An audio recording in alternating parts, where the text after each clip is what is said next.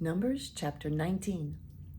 The Lord said to Moses and Aaron, "This is a requirement of the Lord that the Lord has commanded.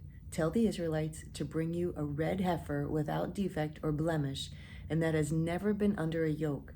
Give it to Eleazar the priest. It is to be taken outside the camp and slaughtered in his presence. Then Eleazar the priest is to take some of its blood on his finger and sprinkle it 7 times toward the front of the tent of meeting. While he watches, the heifer is to be burned, its hide, flesh, blood, and offal. The priest is to take some cedar wood, hyssop, and scarlet wool and throw them onto the burning heifer.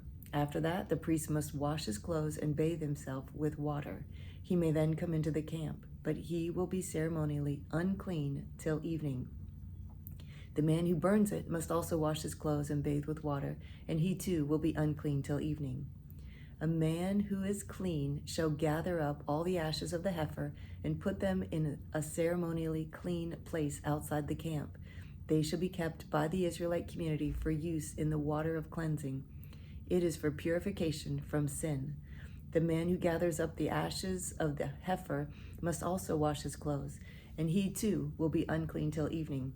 This will be a lasting ordinance both for the Israelites and for the aliens living among them. Whoever touches the dead body of anyone will be unclean for 7 days. He must purify himself with the water on the 3rd day and on the 7th day. Then he will be clean. But if he does not purify himself on the 3rd and 7th day, he will not be clean.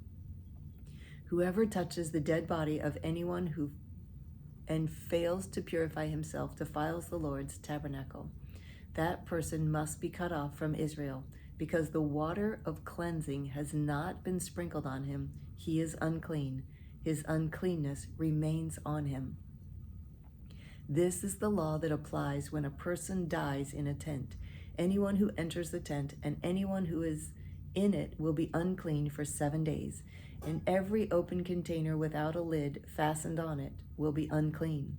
Anyone out in the open who touches someone who has been killed with a sword, or someone who has died a natural death, or anyone who touches a human bone or a grave will be unclean for 7 days. For the unclean person, put some ashes from the burned purification offering into a jar and pour fresh water over them.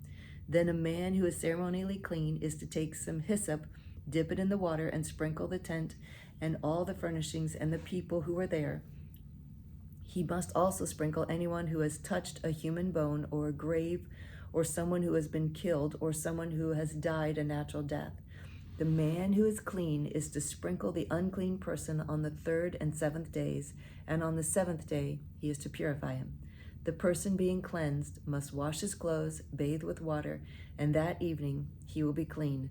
But if a person who is unclean does not purify himself, he must be cut off from the community, because he has defiled the sanctuary of the Lord. The water of cleansing has not been sprinkled on him, and he is unclean. This is a lasting ordinance for them.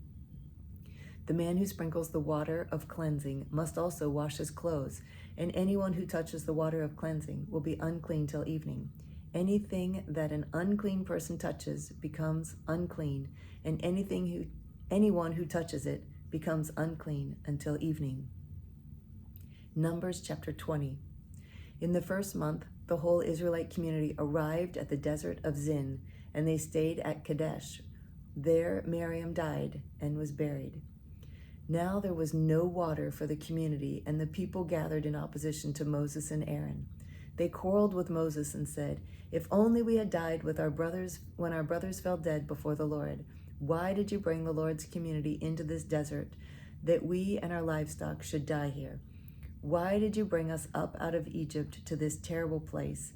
It has no grain or figs, grapevines or pomegranates, and there is no water to drink." Moses and Aaron went from the assembly to the entrance to the tent of meeting and fell face down, and the glory of the Lord appeared to them.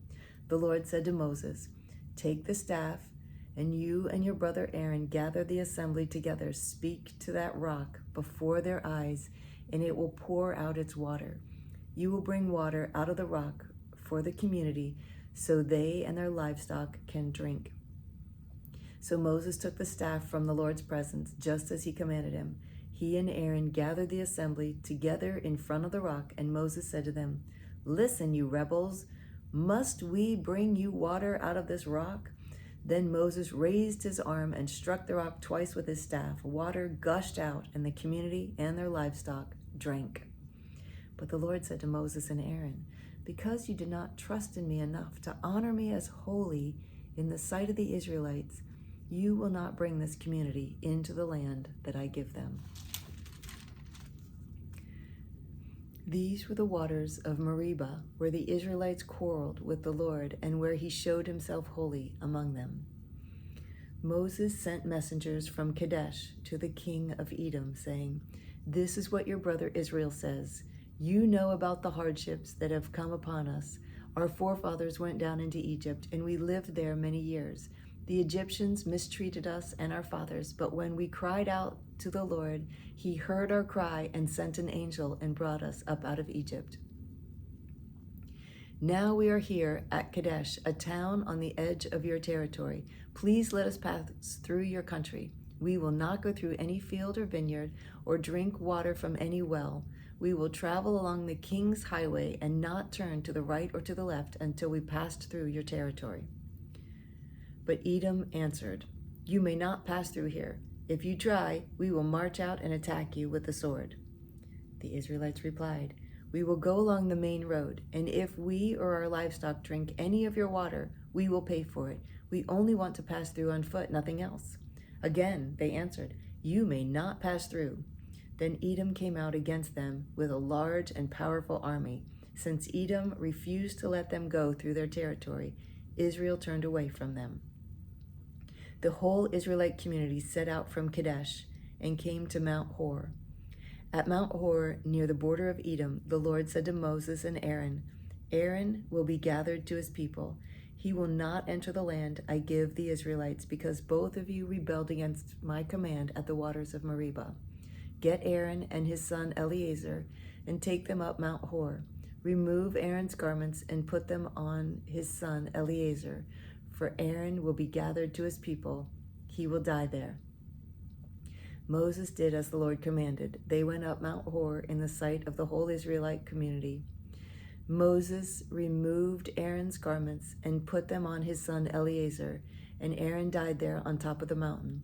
Then Moses and Eleazar came down from the mountain, and when the whole community learned that Aaron had died, the entire house of Israel mourned for him 30 days.